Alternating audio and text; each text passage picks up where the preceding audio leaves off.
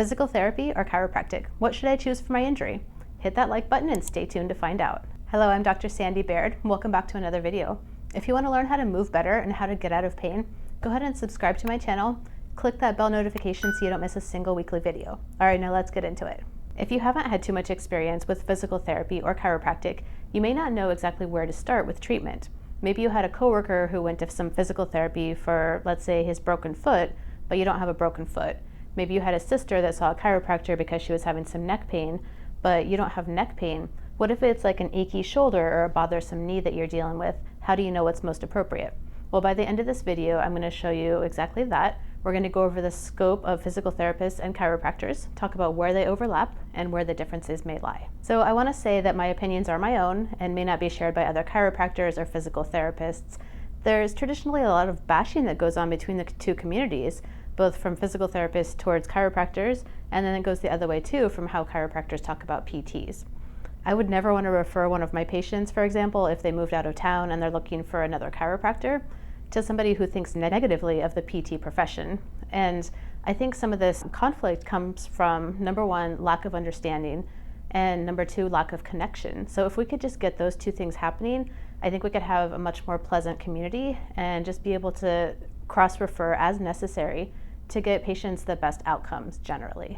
I can personally speak to the lack of understanding piece, because up until I was about 25, I didn't even know what a chiropractor did. I don't think there was any chiropractors in our town, at least that I knew about. There probably were, but it just wasn't talked about back then.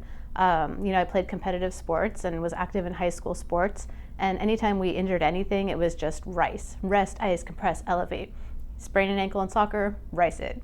Tweak your knee playing volleyball, RICE it. There was no athletic trainer, there was no physical therapist, there was no chiropractor to go see at that time.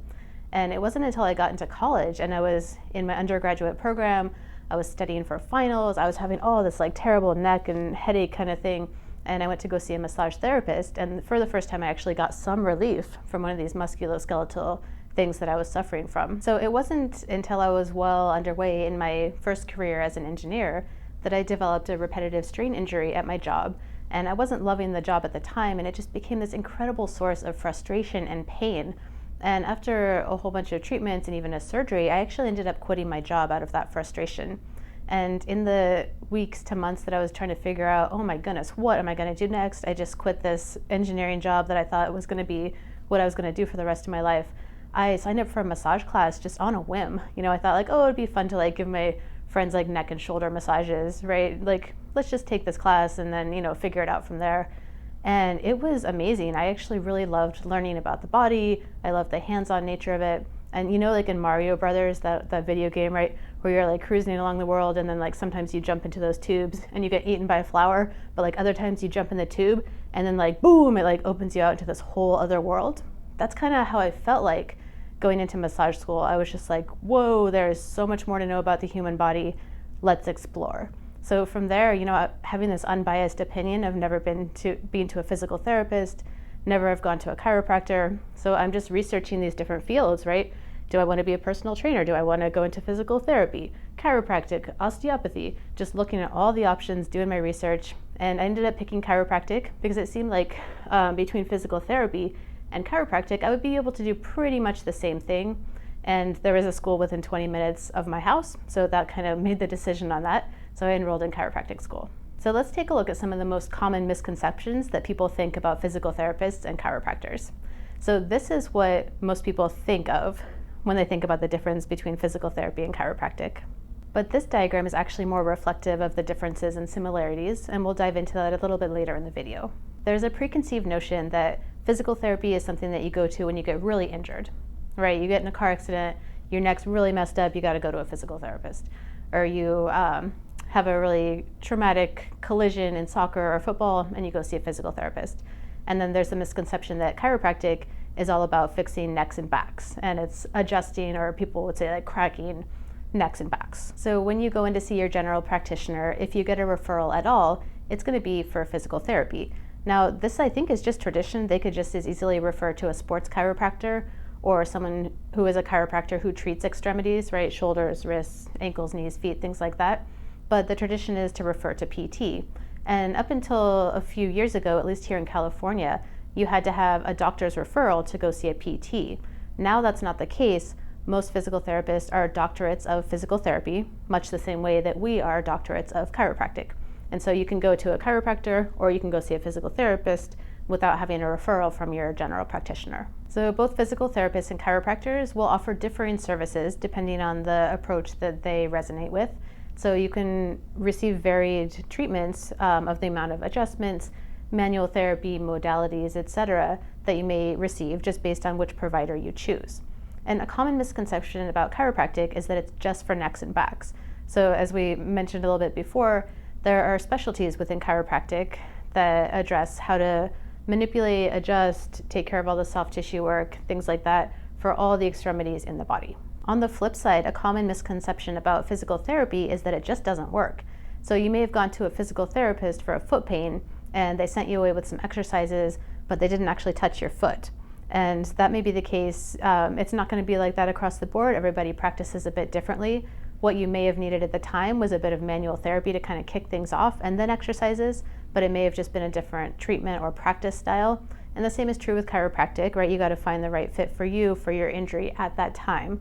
But let's look at the main overlaps in the Venn diagram here. Let's first talk about manual therapy. So that's either hands-on or it's tool-assisted work. The main goal is to break down the tightness in the muscles that are relevant to your injury. And there's different types of branded soft tissue work, also known as manual therapy. So we have things like active release techniques, we have Graston, but any branded or non-branded technique is going to be pretty effective. So next up is adjustments or mobilizations. And these are things that take a joint right up to its end range, and then we apply a very specific but gentle force.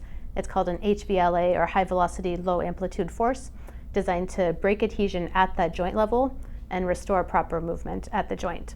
And so chiropractors call what that is an adjustment, and physical therapists tend to refer to it as manipulation. The main difference, in my opinion, is that the chiropractic adjustment is more specific in its contact point and its vector of force. Another similarity is going to be joint mobilizations. So this is taking a joint through its range of motion, and things are graded on a 1 to 5 scale.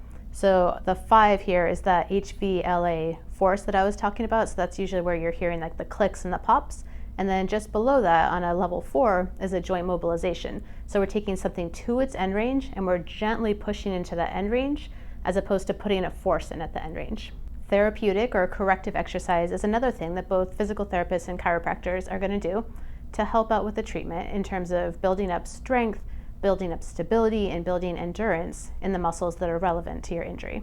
Both curriculums cover the use of things like therapeutic ultrasound, e-stim, heating and cooling modalities, and also both PTs and chiropractors will use things for supportive therapy, things like cupping, taping, kinesiotaping, and bracing. And then finally, you're going to get a similar level of care in terms of movement tips and education.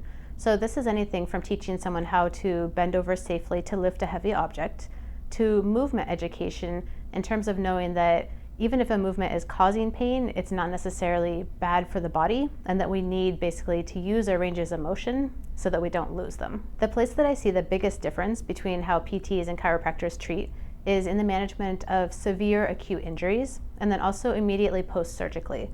So things like ankle sprains can be managed by either profession, but more severe acute injuries or things that are right after surgery are going to be best managed by a PT. So if you didn't get PT, but you had a surgery, let's say, and it's like 6 months down the road and you're like, oh, I still quite don't have like the same knee motion that I had before, you could probably go to either profession and they would be able to help you out. But right after that surgery, it's really important to start getting the joint ranges of motion restored right away. And so a PT is more specialized and more often treats that kind of thing. Another difference that I notice, and this is just my personal opinion, is that chiropractors are more likely to look at the whole body holistically. So the founding principles and philosophy of chiropractic are all about how we're removing interference to the nervous system. So anywhere where the joints are stuck or fixated is basically going to block the nerve flow of everything downstream.